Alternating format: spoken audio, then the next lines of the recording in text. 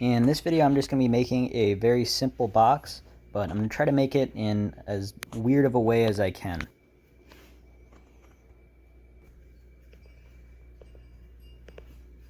So I really didn't make any plans or really any rules for this box. Just the main thing that I wanted to do is I wanted to make each side different. So for this first side, I'm going to make a Kumiko design. And so the first thing I have to do is make like the frame of the Kumiko. So right now I'm cutting a bunch of 1/8 inch dados at 30 degrees at my miter saw in this piece of aspen here. And then I'm going to bring that over to the table saw and cut it into a bunch of 1/8 inch strips that I can put together to make the frame.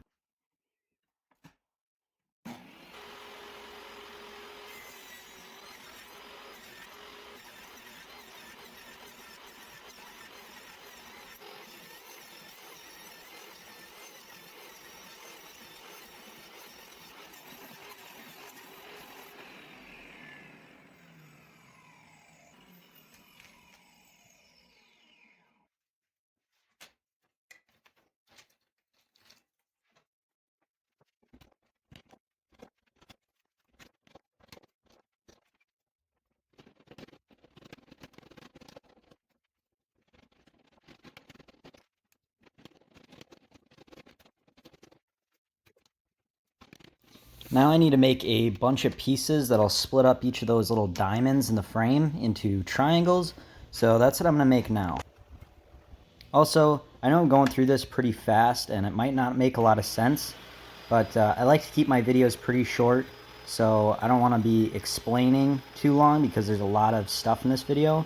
But if you want to see like more in depth of how I do these Kumiko things, I have a bunch of videos on doing Kumiko, so I'll put that up in the corner.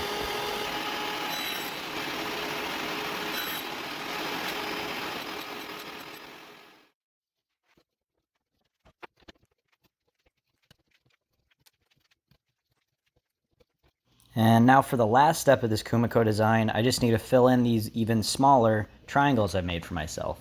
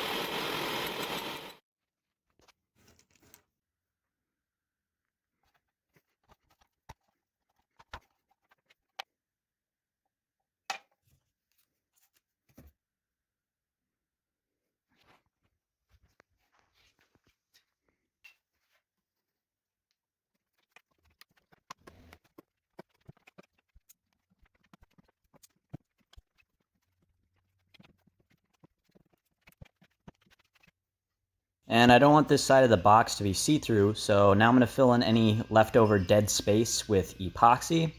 And I'm using some Total Boat epoxy, which they sent me a bunch of free stuff a little while ago, and I've used some of it already, but this is my first time using their epoxy, and it worked super well. So if you want to support me or them, you can click on the link in the description and use my discount code to save some money on some epoxy.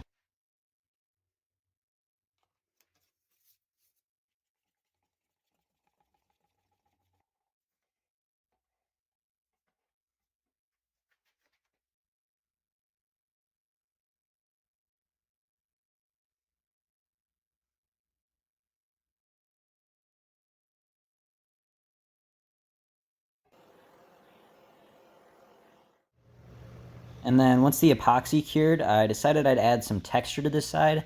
And I've added texture to some pieces in the past using like an angle grinder, but I didn't want this to be that aggressive. So I'm actually using a little Dremel tool, and I'm just making about 1,000,000 of these little dots here.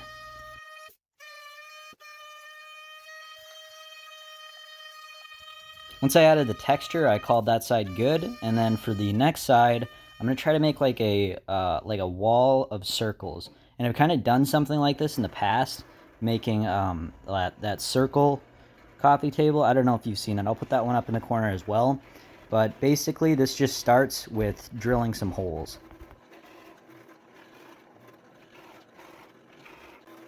And now that I have some holes drilled, now I'm going to fill those holes with some plugs.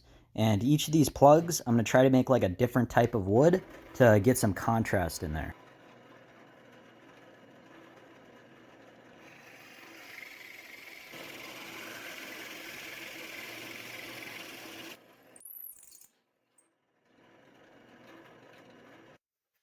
So this whole process was pretty tedious. I would basically just drill a bunch of holes, then I'd have to fill those holes, and then I'd drill more holes and just keep on doing that until the whole space was filled with all those plugs.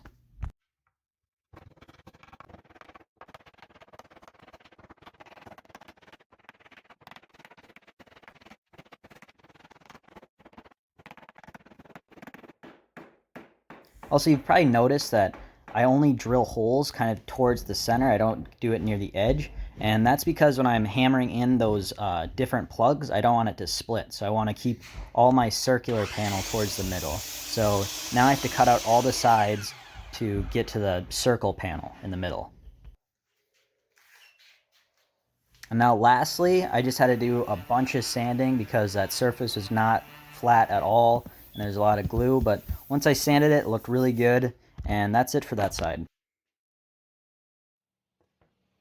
So now for this next side, I milled up a bunch of different types of wood, and I even used some scrap from the other side. And I'm going to joint these together in kind of a weird wavy way using the bandsaw. So basically what I do is I hot glue two pieces together, and then I bring it over to the bandsaw, and I'm cutting just in a random wavy way into that middle cross section where they overlap. And then that way, when I take off the waste, I can just glue together those other pieces and they joint perfectly in a wavy way.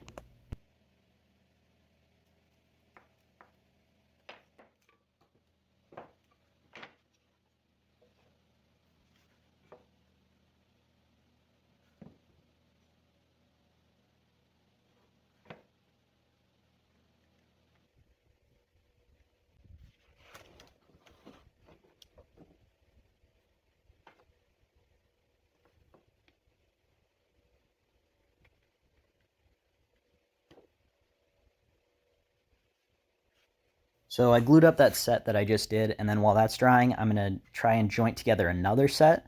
And this process was a lot like making that circle side of the box, in that it's a lot of just like waiting for glue to dry and then cutting and then waiting for glue to dry and cutting. Just kept doing that until I had a bunch of different pieces on that one side.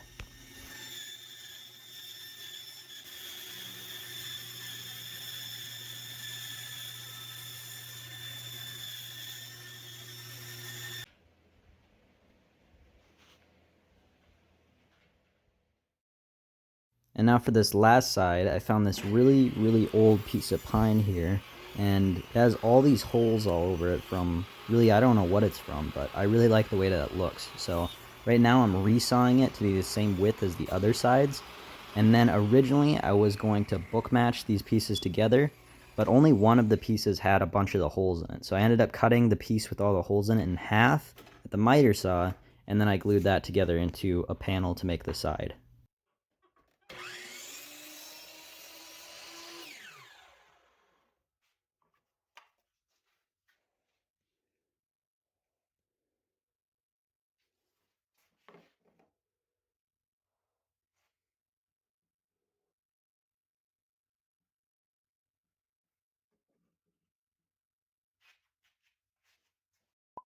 And then to make the surface all flat, I'm going to use some Total Boat again to fill in all those little holes. Once that dried and a lifetime of sanding later, I was left with this. And to add a little bit more weirdness to this side, I'm going to add a little bow tie. So I'm routing that out right now, and then I'll finish the job with a chisel.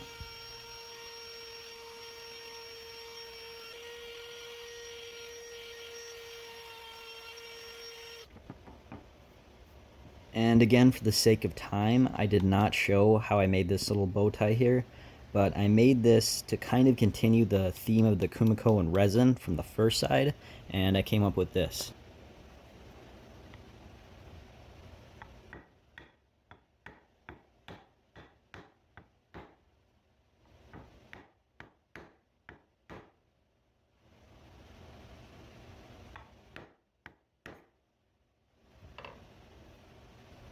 That is it for the sides, and now to make the top. Off camera, I glued up 2 plywood blanks, and each of the blanks has the layers going in a different direction. And I'm going to cut out some like curved pieces from each of these to make a sort of half barrel.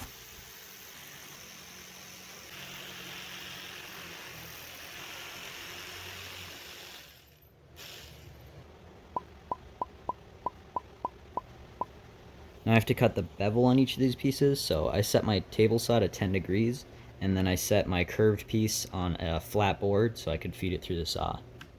Also, when I'm doing this, the blade is really high, and it's really hard to use push sticks on this because the piece is curved.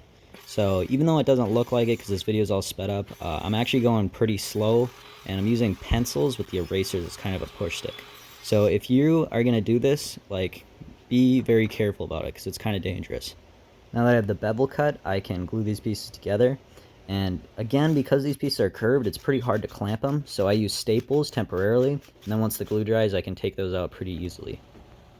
At this point, if you were to look at this shape from like a bird's eye view, it would look like an oval, and obviously a box is not an oval, so I have to use a crosscut sled to cut all the sides square here.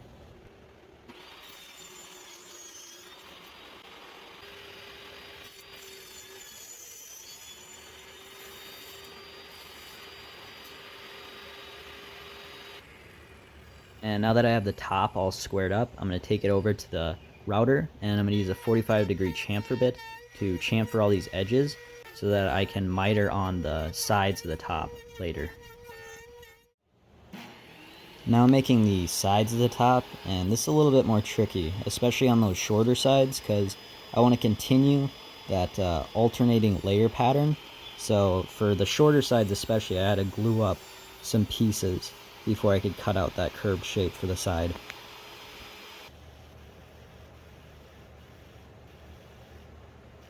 And then once I had the right shape cut out, I just needed to chamfer the edges at 45 degrees again so that these sides would fit onto the top. And I did not use the router this time, I used my disc sander this time, just because these pieces were pretty fragile and I did not want my dull router bit to splinter them.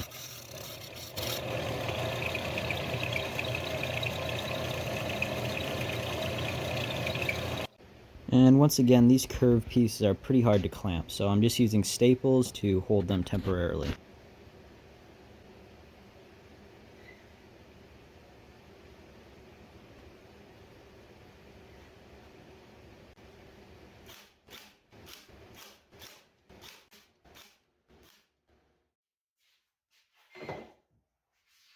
I have all the sides and the top done now, so now it's just a matter of joining everything together to make the box. So I mitered all my sides, and then I bring those over to the table saw, and I cut a groove to hold the bottom.